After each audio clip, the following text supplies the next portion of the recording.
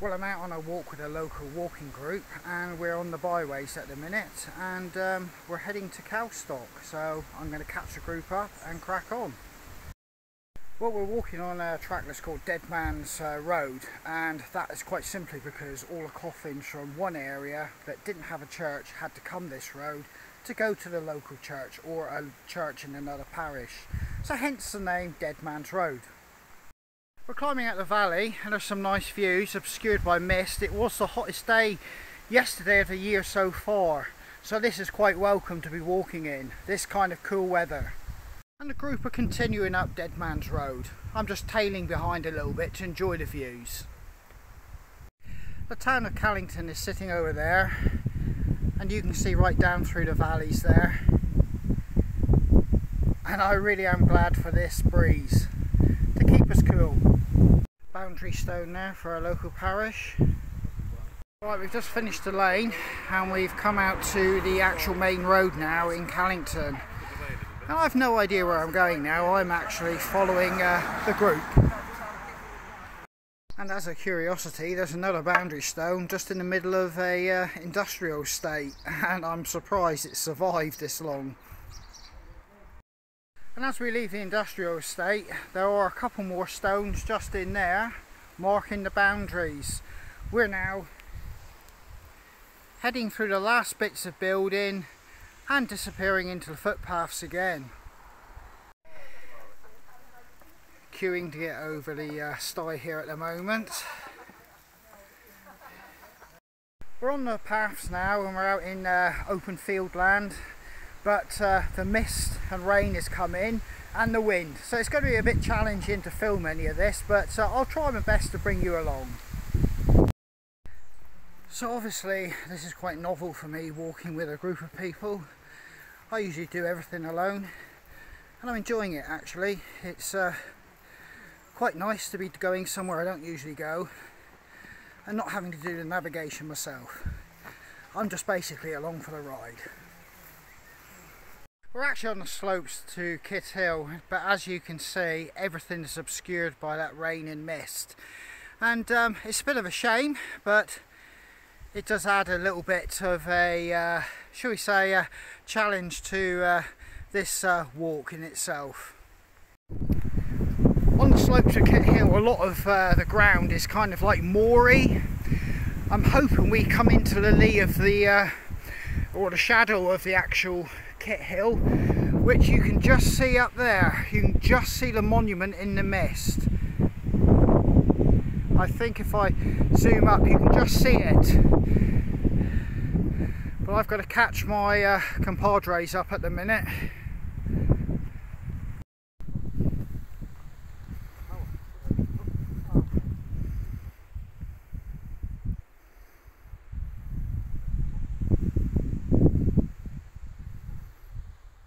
Moorland footpaths, stunning. We've just come off Kit Hill there, we're by a main road, and you have another ancient stone well, boundary really. It points in the directions you can go. Horse bridge obviously there, Tavistock in that direction, but it's unusual and it's like a triangle shape. But going to head through this stye and then on a path. We've just come off the hill, we've still got plenty of wind with us, but as you can see we're now down in the valley and we're following the footpaths now down to what I presume is going to be the river. This is all new to me, so this is quite you know, exciting walking with these guys at the moment. This big oak tree's been here for a good few hundred years, I'd say. That is quite wide, that trunk.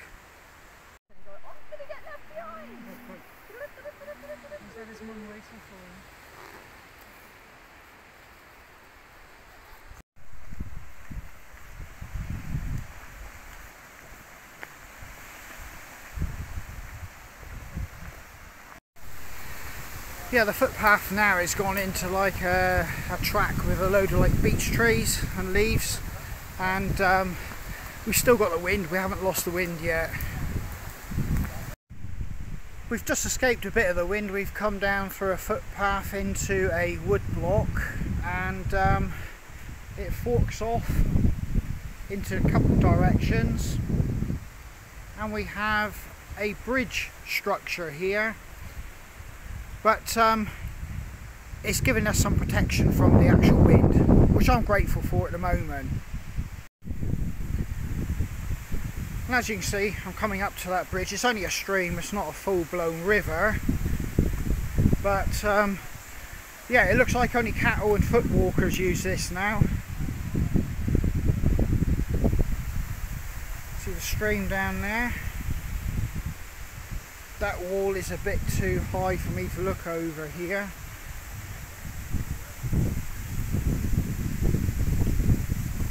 This down here was a silver mine in the late 1500s, and this whole area was mined for silver, and when that ran out it went to copper and tin, and you can still see the remnants of it today.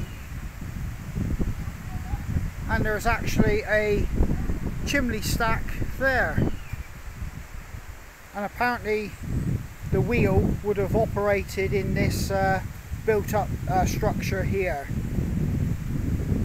The footpath now is descending, or should I say we're ascending. Yeah, I'll get that word correct. We're ascending up a steep track between two hedgerows, and we're leaving that old silver mine behind. It's good underfoot at the moment, but I should imagine in wet conditions it could be a little bit tricky and difficult. Well, the footpath now has come out of that valley, and it was a steep climb. We're now back on pretty good tracks now. The footpath is running along what I call farm tracks now, so it's pretty easy going. Some of this track we're doing actually involves lanes, but they're through quite little country villages, and yeah, it's quite pleasant, and it seems like the sun has actually started to come out now.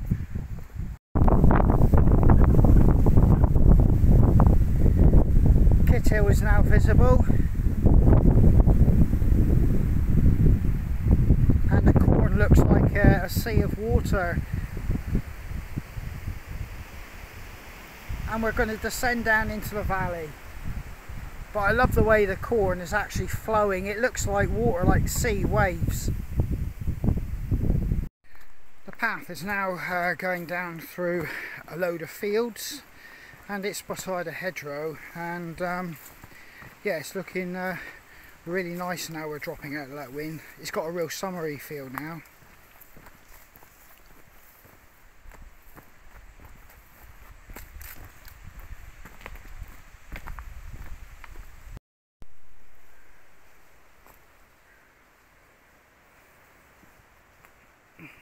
Through a nice woodland area now.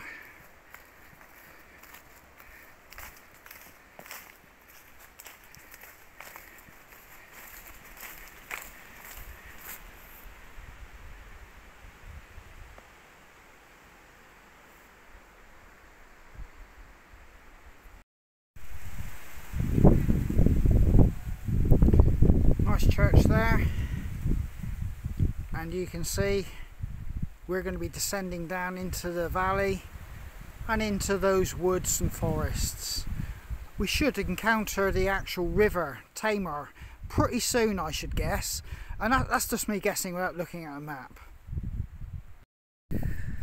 Well, we've still got the wind, but the sun is out, and boy, what a difference that has made. It's really, really nice now, and this has been a thoroughly pleasant walk, shall I say, and it's been well thought out. So yeah, I'm glad I came on this one, and it's given me a lot of interest to possibly do this side of the shall we say main road where I live. We're now in the woodlands, and we got some shade from the sun, which is yet again another relief, but and also we're sheltered from the wind, so this is going to be pleasant.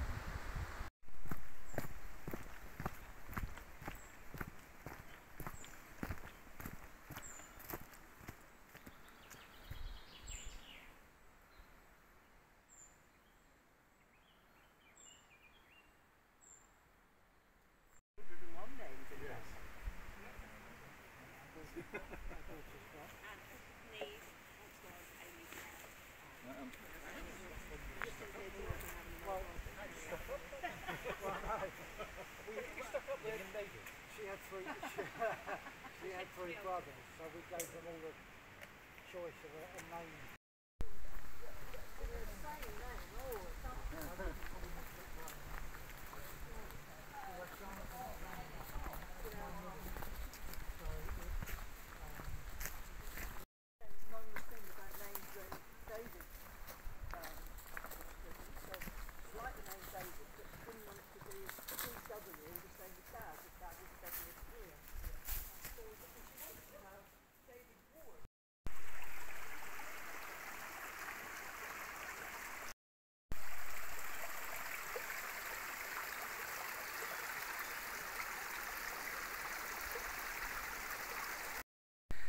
We've just hit the bottom of the actual wood and there's a river and a stream.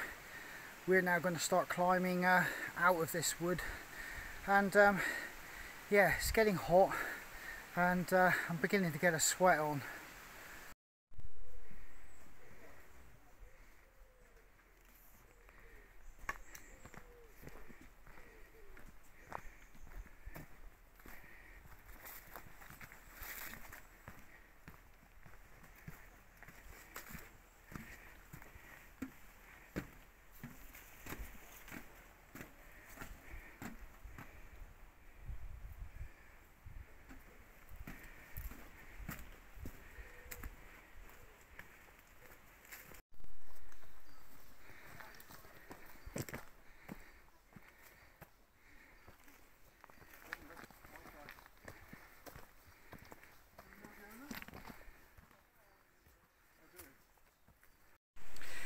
We're inside a churchyard, and apparently there was a Roman fort here that was excavated, or parts of it were found. So this churchyard here has a lot of history dating back to Roman times, if not pre-Roman times. This is Cowstock Church, which we're passing through.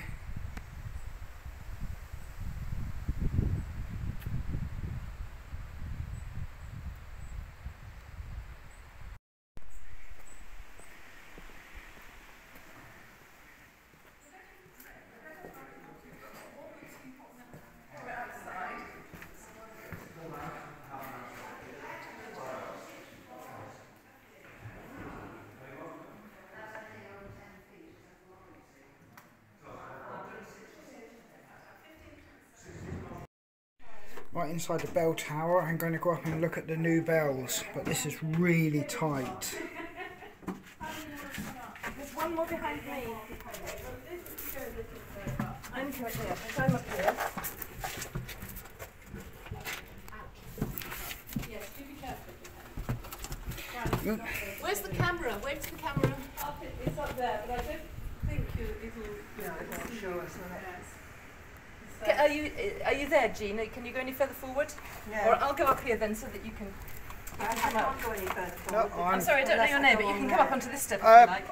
I'm quite happy here. Yeah, I can see what I need to see. Is there anybody up top? You're fine.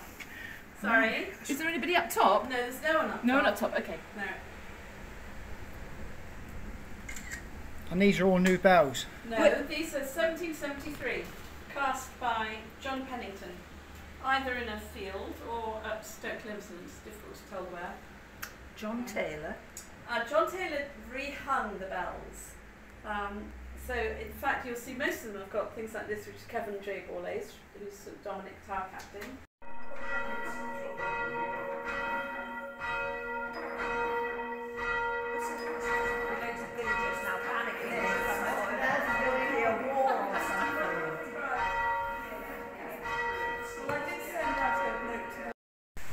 This is sadly a grave of two people who died in the Titanic disaster, and it's a bit of a focal point in this particular graveyard.